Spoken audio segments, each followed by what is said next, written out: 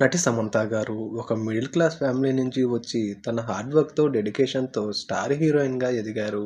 టాలీవుడ్‌లో 'ఏం మాయ చేసావే' మూవీతో ఎంట్రీ ఇచ్చి అతి తక్కువ టైంలోనే అగ్ర హీరోలు, దర్శకులతో వర్క్ చేసి ప్రొఫెషనల్‌గా నిలదొక్కున్న సమంత గారు తన వ్యక్తిగత జీవితంలో నాగ చైతన్య గారితో ప్రేమ పెళ్లి వివాహంతో అక్కినేని ఫ్యామిలీలోకి అడుగుపెట్టినప్పటికీ వారి వివాహ బంధం ఎక్కువ కాలం నిలవకపోవడంతో తన పర్సనల్ లైఫ్‌లో ఎన్నో ఒడిదుడుకుల్ని ఎదుర్కొని అలానే హెల్త్ ఇష్యూస్ కూడా ఫేస్ చేసి ఈ మధ్య కాలంలోనే వాటన్నిటిని అధిగమించి మళ్ళీ సినిమాల్లో నటిస్తున్నారు. అయితే త్వరలోనే నాగ చైతన్య రెండో వివాహం జరుగుతున్న వేళ శ్యామ్ డిప్రెస్డ్‌గా కనిపిస్తూ వస్తున్నారు. అయితే ఇంతలోనే సమంత గారి ఫాదర్ జోసెఫ్ ప్రభు గారు కూడా రీసెంట్‌గా మరణించారు.